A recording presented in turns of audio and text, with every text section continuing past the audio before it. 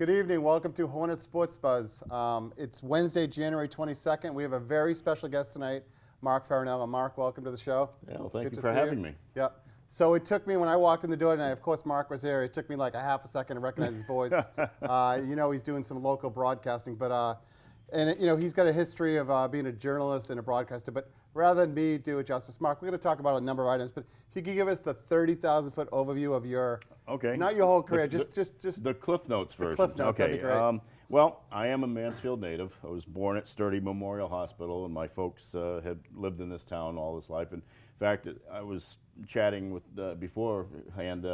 Those of you who are longtime residents will remember Sanny's, the clothing store at the end of North Main Street. That was my dad's store. That was that and his brothers. So, and also my Aunt Lily ran Shaw Sporting Goods across the street, which became Marciano Sporting Goods, which became Grogan Marciano Sporting Goods. So my family had its fingers in the town for a long time, and Wow. And I've loved Mansfield for a long time. I went to Mansfield High School, graduated in 1971, went to Northwestern University in Evanston, Illinois, and studied journalism there. I had the opportunity to work in a few other places over the years, but came back here after graduation, and after working at the Taunton Daily Gazette briefly, I started at the Sun Chronicle in February of 1977. And that was an interesting time because we did have a blizzard that showed up very quickly. Oh, yeah. Yeah. Also, the next year, my first year anniversary at the paper, in fact, I worked briefly at the Patriot Ledger in Quincy in the 1980s, and then I came back to the Sun Chronicle when we started the Sunday paper, which was in 1989, and I had been there ever since. I was sports editor. I was called the weekend sports editor, and by the end of it, they thankfully stopped me from doing page layouts, although I did enjoy doing it, but I'd rather do covering things. So I was basically, they called me the senior sports writer at the time. I covered the Patriots for 41 years. I have covered high school sports, all sorts of things, wonderful things that I've covered. And then I was planning on retiring in March of last year.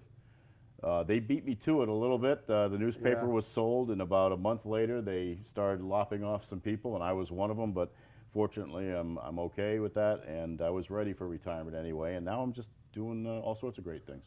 That's great, and you know, unfortunately, that's happened to me, but in a different industry. But you never see it coming. So it's a lot of information there. We're gonna cover a lot. But I didn't know that the history about your parents' stores. That's really good. No, I'm so glad. not to say that I'm younger than you, but I moved here in 1993. So that's We interesting. just missed it. Yeah, the store closed in '92, I think it was. Yeah. So, but you know that big block down there, which is now becoming condominiums, and that giant thing right on the corner of North Main and Thomas. Unfortunately, when I drive by there now, I don't see my father's store there anymore. Yeah. But it hasn't been there for a while. But there are still longtime residents who have wonderful things to say to me about the store, and I thank them all because that they remember my dad and his brothers, and for what they did for the town for over, I think they opened the store in 1936.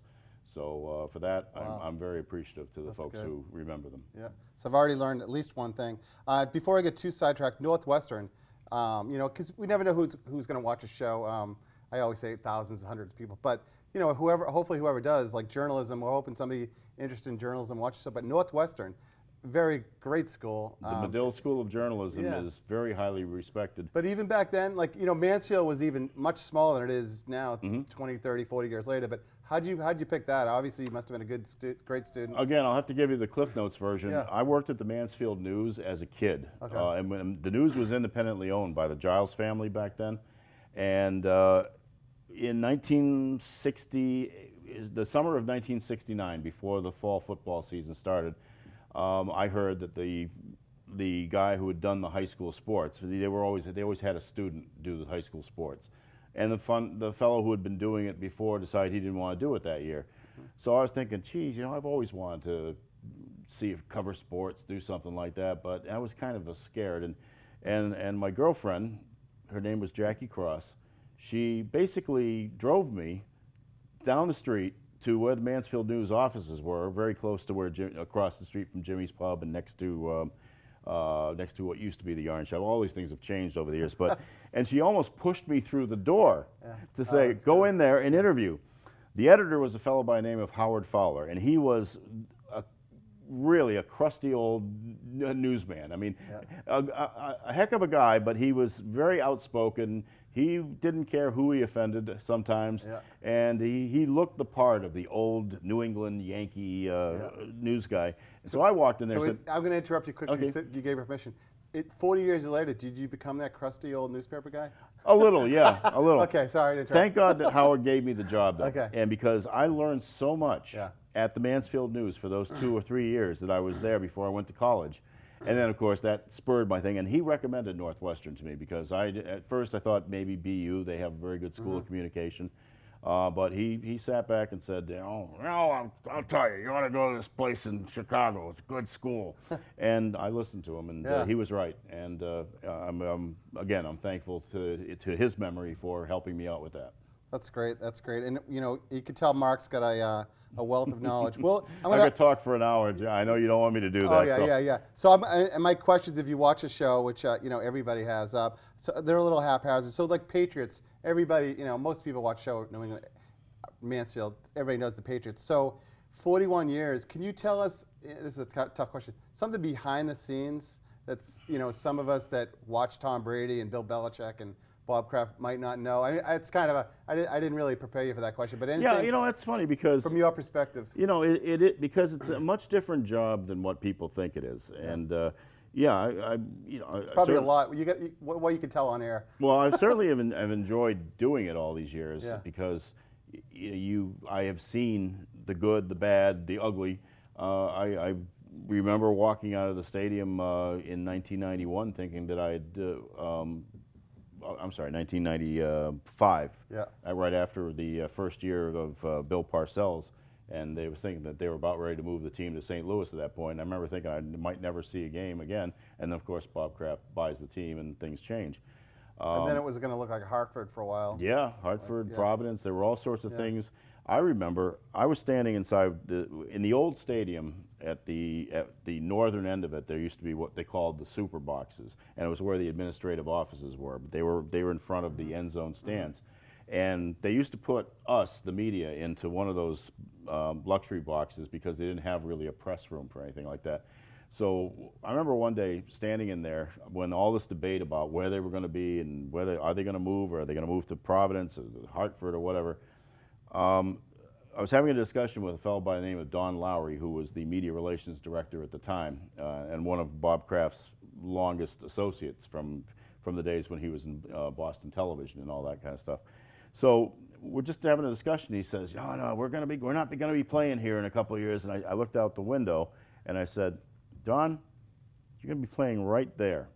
Well, if you'd taken my arm and moved it a little bit over, that's where I would have been right because as it turned out, as you know, he had all that land and he had no option really but to build on that land.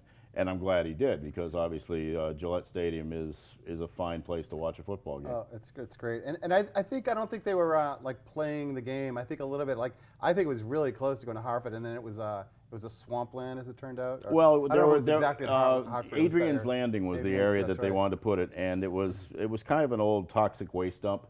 But that wasn't really the issue. I think you were right on the first instinct. I think Bob Kraft was kind of using Connecticut to really stick it to the Massachusetts legislature and say, look, I'm going to take this team out of here if you don't give me some concessions, which they did in the form of the infrastructure, quote unquote, which was to redo Route 1 and to do the paving of the parking lots for them, which was a pretty good chunk of money. Yeah. And again, the investment has paid off in spades.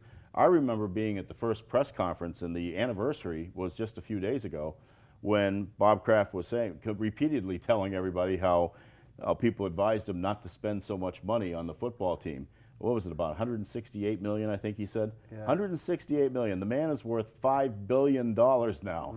And the team's worth, what, $2 or $3 billion? Of that, yes. Yeah. So he's done all right. I don't think there's any worries there. And again, I'm not great at segues. It's just an interesting, I know that you started the Mansfield News and covered in local sports, but in your whole 41-year career or more, I don't want to round up, but covering high school sports. So there was a lot of weeks you'd cover the Patriots, and it wasn't just Sunday. I mean, you had to do a lot of prep work, and then you'd be off Tuesday night at a basketball game. How did you I know you worked for the Well, I was Chronicle. younger, for one thing. Yeah. Did you choose that? So obviously, being in it so long, I shouldn't say obviously, but you enjoy high school sports. Oh, We're absolutely. going to talk a lot about that. But did you?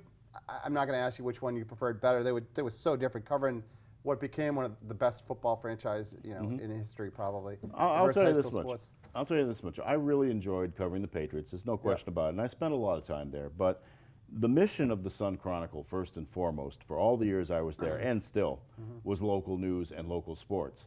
Now, the Patriots were local, but to be really local, we covered the high schools as best as we could. My colleague Peter Gobus, myself, and all of the people who helped us over the years. That was our first mission, was to cover high school sports. So yeah, I covered a lot of things, and I know it's hard to recall all the things I enjoyed seeing over the years. I will tell you one thing: the last 2 basketball games I covered for the Sun Chronicle were at the Mass Mutual Center in Springfield. One was the Foxborough girls winning the State Division II championship, and the other one was the Mansfield boys winning the State Division I championship against Franklin. And I can't ask for better moments than that. Except the best Patriots moment was the last Super Bowl I covered. Of the 9 that I covered, was the big comeback against the Falcons. 28-3. Wow. That's great. And That's that was, great. again, as I was telling a guy Yeah, next to me, because we figured that they might pull the plug on the trips at that point. yeah. I had traveled with the team for almost 25 years at that point. But, budget cuts and all that, I knew that an end might be coming. And I said to a fellow from the Worcester Telegram who was sitting next to me, I said, if this is the last Super Bowl I cover, I can retire happy. And that was the truth. That was a great game. Everybody knows where they were. Of course, I was in my living room. You were at the game, but that's quite a and my son graduated. He wasn't on the team, but that 2018 Mansfield boys team. Also, there were great Super Bowls for the Mansfield Hornets. There were games, I will always say this, and some people tease me a little bit about this, but one of the greatest thrills I had for an entire season of basketball was watching Sarah Bain of Foxborough High School break the state scoring record. I'd never seen a player as good as her in any sport. And for her to average over 40 points a game, and to be able to post, she finished with 2,562 career points. Yeah, I never did the math. Yeah, that's crazy. That was something else. To see people from all over the state coming to the Foxborough High School gym, packing it, hanging on the rafters, to see this high school girl play basketball, that also was a big thing to me about the advancement of women's sports, and I've always been an advocate of women's sports. That's good, and we're going to get into that. But that's and you probably do. What year? I know I went to Boston College. Sarah went to BC, but what year did she graduate? She graduated in 1989 from Foxborough. 1989. It's 2,500 points. I never did the math, but I trust you. It was pretty impressive, and believe me. They did it at the 3-point line, right? 948 points in her senior year. She only had the 3-pointer for 2 years of her 4-year career. Wow. They hadn't brought it into the game. And to be honest, she didn't shoot it that much. Most of her points were That's funny. in the paint. I have to laugh. I can't, if you score that much points, you have to shoot most it. of her points were in the paint, either on drives or on rebounds. This kid had an uncanny ability to know where the ball was coming off the glass or off the rim, and she was always there for it.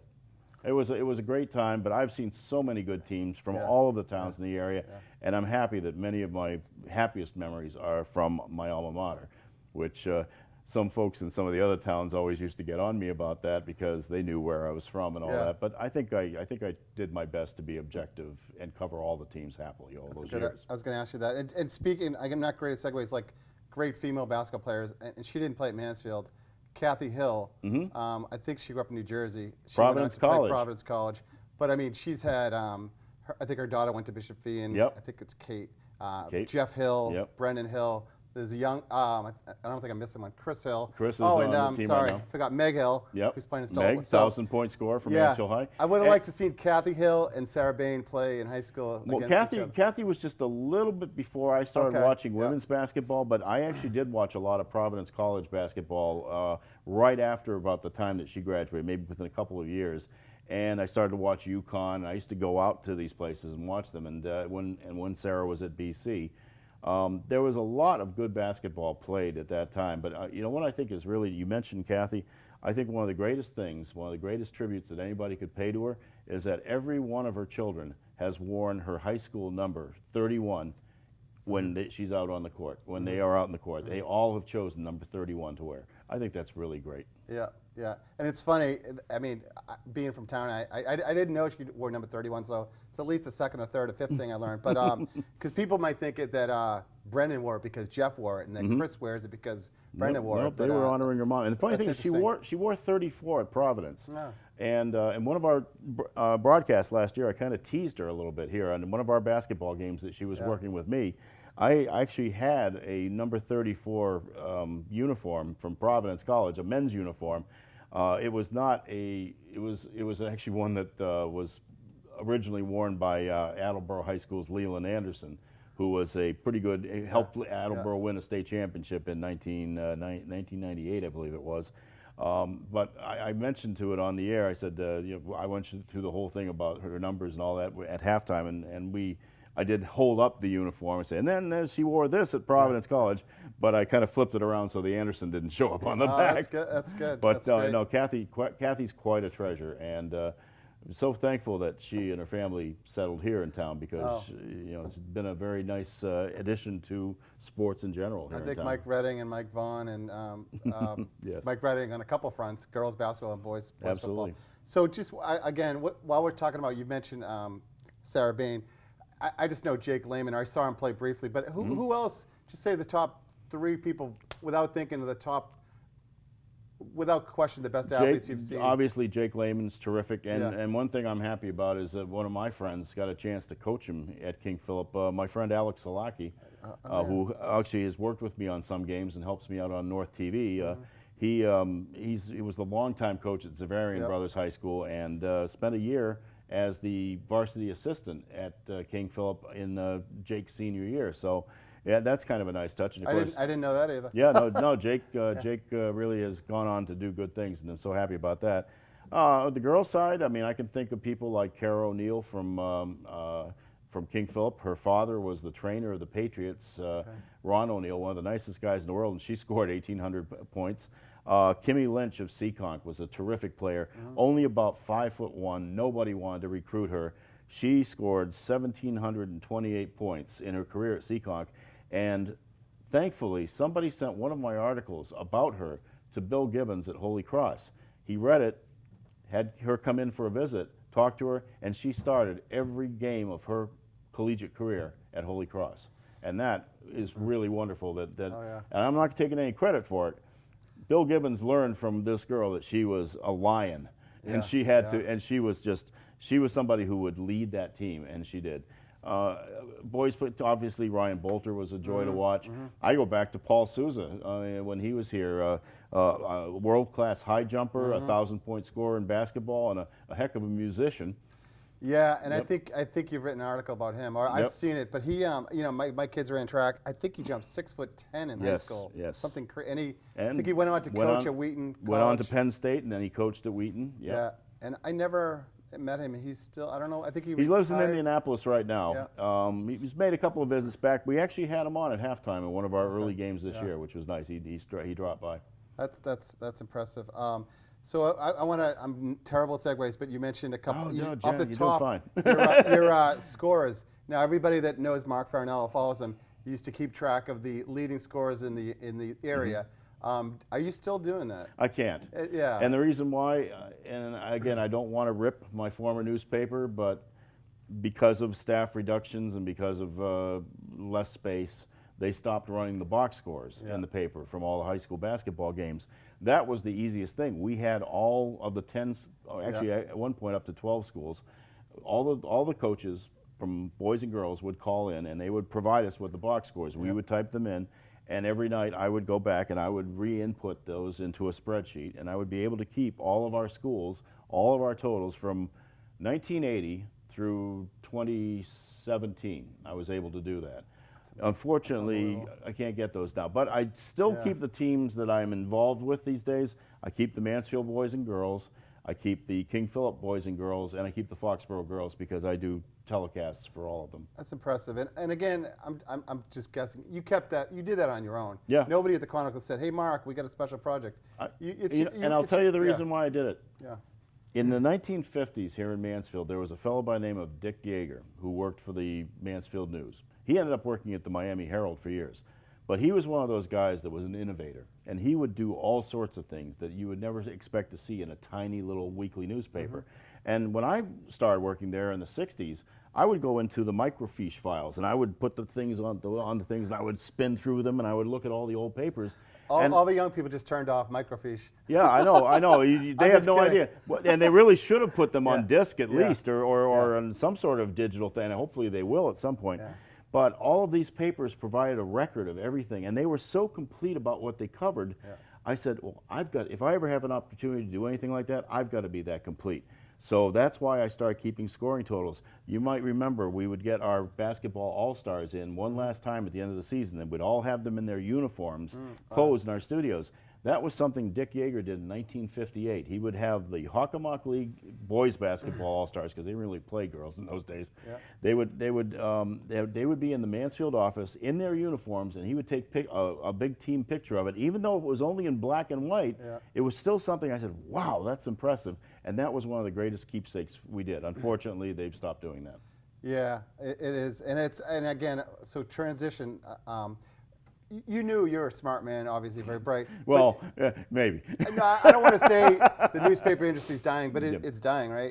And you've seen that coming for a long time. Yeah, unfortunately, you're right. So my question, like kids, my kids, they weren't superstars, but their name was in the paper, and they still saw it. Or somebody said, "Hey, John or Kevin or Mike," that's not their names. I saw your name in the paper, but I think in the All-Star thing, parents love to see their kids' pictures or name in the paper. Still, even with online sports. So.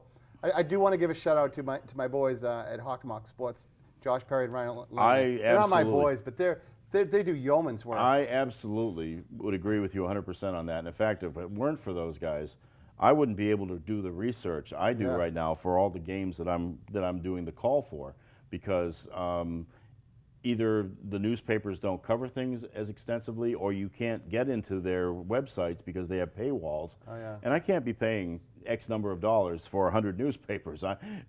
My investments aren't doing that well. Yeah. So I've got to. I really got to thank the guys at Hockomock Sports. They're doing a great job, and I every time I get the chance, I recommend them. Yeah, and I think it's like you. I think I think they're starting to make a few bucks with the advertising, but it's a passion, and there's just two of them. I think occasionally they have a contributor, but there's multiple sports, and the statistics. And I guess just to follow up the 1,000-point score, I hope there's a young person. I hope somebody takes the baton from you. Because Hockomock Sports does have almost all of the Hockomock League teams. I think there's one school that hasn't given them theirs yet, or they have given them the names, but they don't have the numbers of it. But that's a hard thing to do. I mean, I know right now I'm trying to deal with, there's a girl at Seekonk High who just reached 1,000 this year, Mia DiBiase. Her father used to coach here in Mansfield. She reached 1,000 this year, and it's tough when you don't get the box scores. I want to keep updating it so I know accurately where she's going to finish. Unfortunately, now that's really kind of in the hands of the other schools. I know, like Attleboro's got a kid that's very close who might make it. I've talked to Mark Hool, the coach over there. He will call me if indeed he gets it. That's great. But it's tough to keep it all now. Yeah. So we've talked mostly about basketball, football with the Patriots, but I know the Chronicle covered other sports. Before we leave that, why?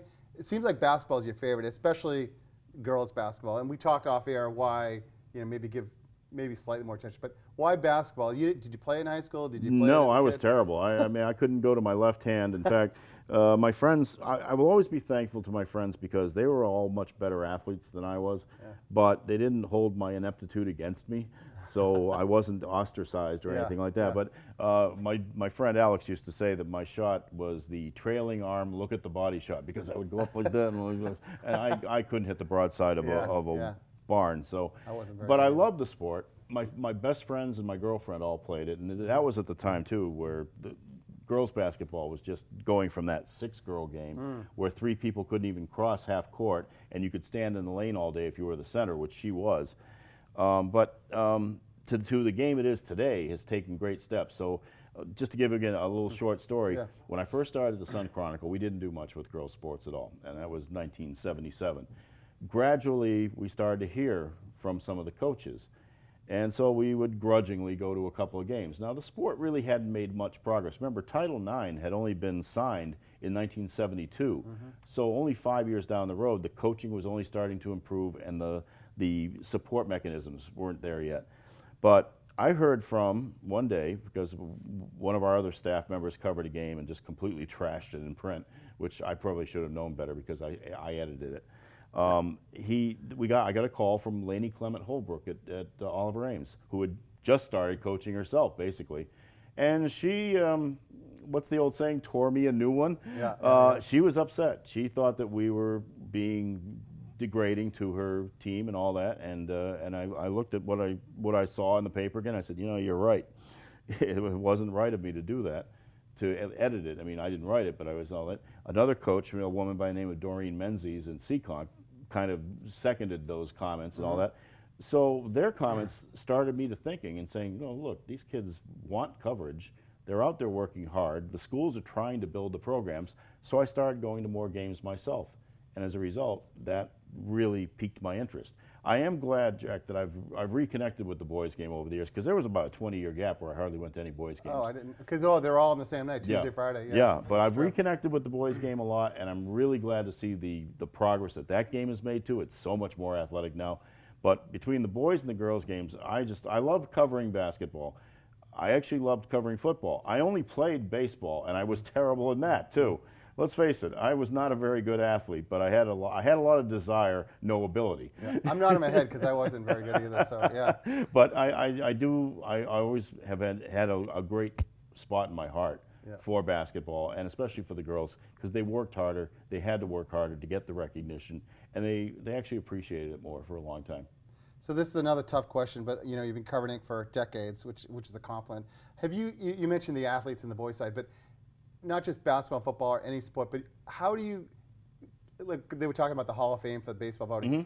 Can you compare an athlete from, just say a boys athlete or girls from 1982 to 2015? Like, do you is your mind, can you compare them? Yeah, I think it's a different game. Well, I know it's a high school level. I'll be honest, I can even think back, to when I was sitting on the bench at Memorial Park back in the early 70s. I can think that there are players I think would be comparable, but what has changed over the years is that first of all, physical training has changed a lot. You have a place like RBI Academy over at Mass Premier Courts where kids can work on their skills more. We didn't have anything like that. No. Hardly even I didn't even play Little League. I mean, my friends did, but I didn't get the opportunity to, and I never really developed the skills that I needed. But I think that's part of it. I think coaching methods have improved. I think there's a little bit more oversight now, so that there are more things that are positive about coaching. The training methods are better. Sometimes I think that I don't like it when a kid just chooses one sport. And if you talk to professional athletes, a lot of them will tell you that they were happy to play more than one sport because that gave them the opportunity to experience more things and to appreciate what they were best at more.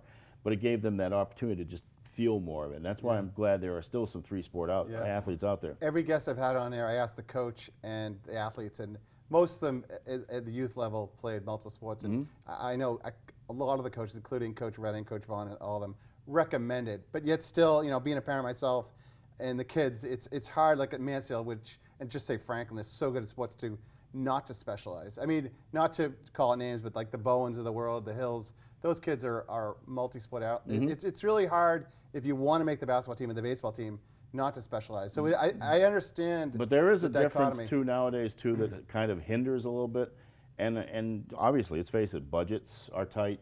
Oftentimes there are user fees involved, not in all schools, but sometimes when you might have a family that are having to crank out hundreds of dollars to keep their kids in sports.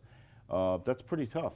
It's not easy for them. So the schools where there's a little bit more support, obviously you see, I think they're the ones who start rising above the pack. But I still think the greatest thing in the world is to be involved in some sort of athletic pursuit. It's something that gets you involved with a team, gets you involved in working together with others. I mean, you wouldn't know it to look at me now, but there was a time when I was almost athletic, and I treasure those days because I enjoyed being part of a team. I enjoyed having to run sprints when we lost. I enjoyed being with my friends, and like I said, they never made fun of me just because I wasn't as good as they were. And I think that's what great friendship is about, and that's what athletics is all about. That's great to hear. We've had Coach Joe Russo, the athletic director, who's done a great job. He's done a great job, and you know, I'm sure we won't get into it, Margaret Connerty, like before his time, but talking about coaches off the top of your head, which I know you can you name? I know you mentioned Landy Clement, but 3 to 5 coaches that stood out, not necessarily because they're the most successful, but just like you saw them for years and decades, and you had to deal with them with the statistics that just stood out that you would. You know, off the top of the head. Well, definitely in Mansfield, definitely Mike Redding and Mike Vaughn, you know, are right up there at the list. You know, you can't ask for better.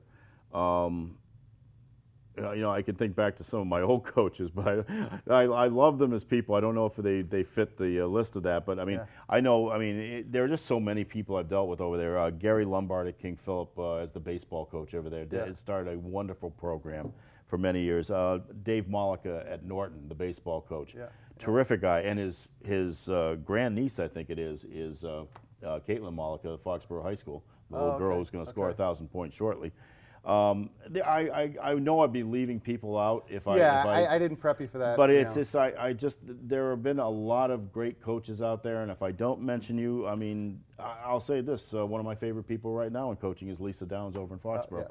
She, again, a player that I covered when she was a high school athlete, and has come back, made the commitment to coach in her hometown, and has just a great motivating ability, you know, and I love to see that. And she's also a great role model for her kids, and I think that's the first thing that any coach has to remember, is that they are going to be one of the greatest role models for their athletes for their entire lives. They're going to look back at this person and know whether this person helped them or hindered them. No, that's great, and I had the pleasure of meeting her briefly at a tournament game, Lisa Downs. But and the kids, you know, not to talk Mansfield, but they won the Super Bowl, and the parents and the coach all remind them that you're going to remember this the rest of your life. And as a 17, 18-year-old kid, they're like, yeah, I am. But when they get to be our age, they will. They'll remember that locker room at Gillette, you know, after the game with their little siblings or their cousins.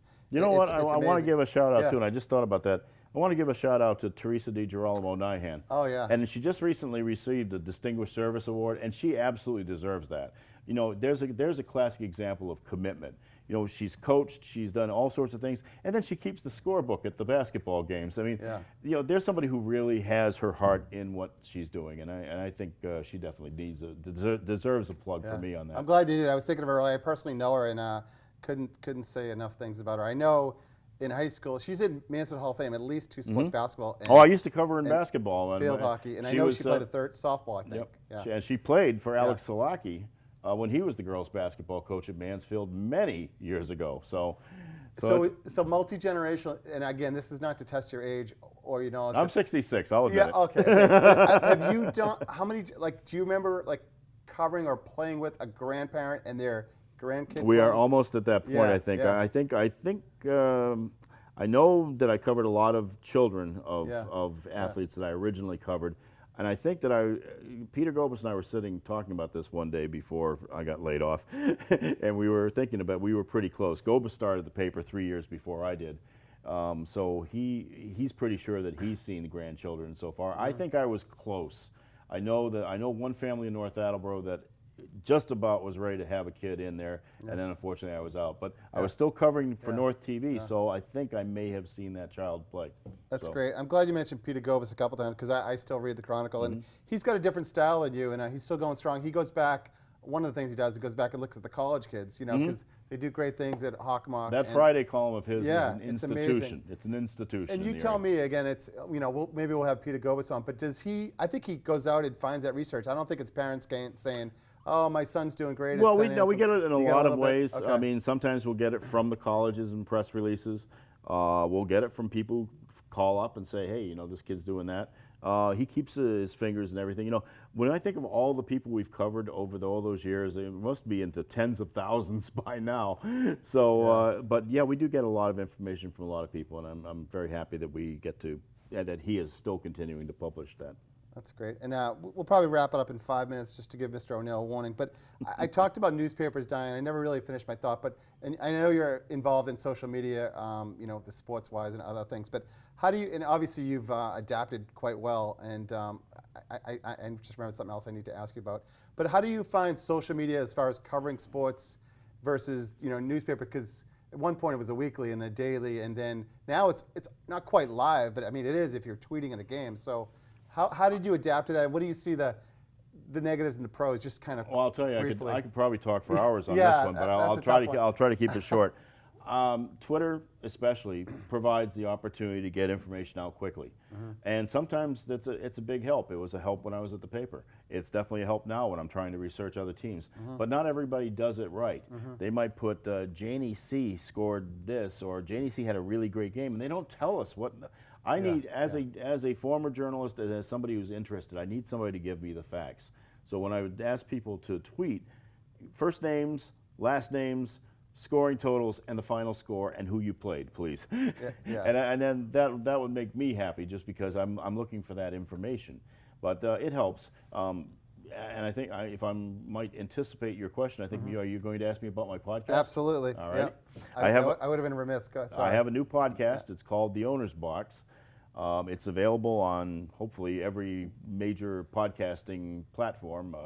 I know it's on Spotify, it's on iHeartRadio, it's on Apple Podcasts. It's all over the place if you can find it. It's a little hard to find because it's just beginning, it's growing. But I get a lot of guests from the sports world. Some people I know from my days in the Patriots beat, some people I know from the local high schools. Mike Vaughn has been a guest. I listened to that one. And that was a great one. That was one of the first ones I did remotely. I have actually built a studio in my house. Not very impressive. It's not soundproof, but it gets the job done. But I can actually bring stuff to people, and I put down microphones, and we had a conversation that way. I mean, Mike Redding will be on at some point soon when he's got some time. Very busy man. Yeah. Oh, yeah. And I've asked Lainey Clement Holbrook to be on. I had Lisa Downs on. Kristen McDonald, one of the most interesting people in this state, to be honest, in her job now as the Norwood boys basketball coach.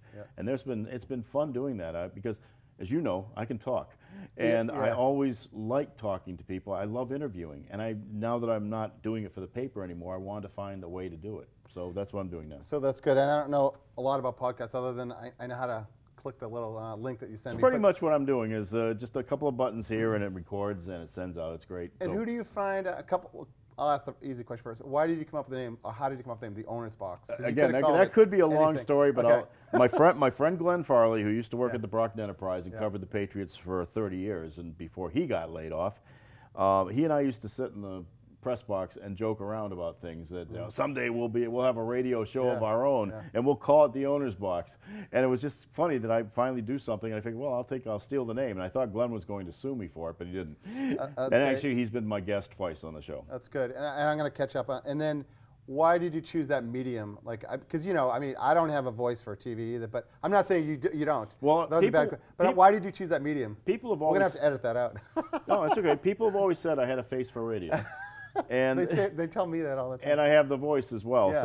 So I like talking to people, and I think I have an interviewing style that I can use and bring out great comments from people. And I'm not filtering it, or I'm not interpreting it for a print operation. I let people talk. And I'm getting better at that anyway. I know I like to talk a lot on these things, but I am getting better at letting them talk more. So. That's good. And my final question about the podcast, which we'll give a shout out. What's it? Not that you're looking for. What is it? The called? Owner's Box. The Owner's Box. Who do you find listens to people? Because I'm a junkie. I listen to this stuff, but obviously Kristen McDonald, people that are basketball fans. But do you sometimes people reach out and say, "Hey, Mark, I listen to it," and you're like, "Who are you? Why are you?" I've actually gotten a couple. I mean, again, it's in its growing pains right now. I mean, I might get if I get a couple of hundred hits on one of them. And the way they count these hits, it's like the initial hit. It's the first time a computer logs onto it. It doesn't count the multiple times that somebody does, because they might go back to it. So I know I'm getting some feedback on it. And as I am a sports guy, I try to keep that in my wheelhouse, I guess. That's great. And then this is unrelated, but I want to ask it. You've covered a lot of sports. I'm talking at the high school level. Behind the scenes, I think you know everything it takes to get a basketball game going. The referees, and you mentioned Teresa Nyan, but who behind the scenes, not really names, but who do you think is the most underappreciated, like athletic directors at every high school? Or I could think of somebody at Mansfield High I'm thinking of, but it takes a lot to even get a high school basketball game to tip off, right? Yeah, it does. And you know what? Like the reporters too. I mean, you guys are not really part of the game, but you're kind of essential. You know, it's the thing is, I couldn't really name one because it's like a machine. It all comes together. And as long as you have a good sense of organization, and I think that's one thing that Mike Vaughn has brought to the boys' games because he wanted an atmosphere. He came from the Midwest originally, where basketball is bigger. So the thing is, now you have music, you have better announcements of the starting lineups. You have the nest, where these kids are now starting to finally get together and be good fans and be supportive of the team. And then you have an operation of people you can count on, whether it's Joe Russo running the show or, like I said, people like Teresa. It all comes together well, but it takes a while for that to build, and it's built well here now, very well. Great. And I'm going to leave it at that, Mark, because I could tell I could talk to you. And I could talk forever, too. But I've been wanting to have you on for a while because, you know, it's all about Mansfield sports, but it's, you know, it involves people behind the scenes and, you know, the coaches, the kids. And so really appreciate you coming on. Thanks a very lot. much, Jack. I really appreciate it. Yeah, and everybody's heard Mark Farinella's voice. And what sports are you covering so that they can tune in besides Mansfield boys and girls basketball? I'm doing, well, you have to basically live in the towns, but I do, although sometimes you can find it on YouTube or something like that, but I do King Philip Sports for North TV, North Attleboro Community Television. I also do girls basketball for Foxborough Cable Access, about 7 or 8 games a year over there. And most of them, of course, are here for Mansfield Cable Access, both boys and girls games. That's great. Well, good luck. I think you got another 40 years left in you. But, I hope so. I hope so. Yeah. Sometimes my knees don't feel it. Yeah. And hopefully I'd love to have you back sometime. Whenever you want. Yeah, no, thanks a lot. Well, that's it for tonight's episode of Hornets Sports Buzz. Thanks for joining me. I think next time we're going to have Erin Cogan, the coach of the Mansfield High cheerleading team. Sorry. And so till then, good night. Thank you.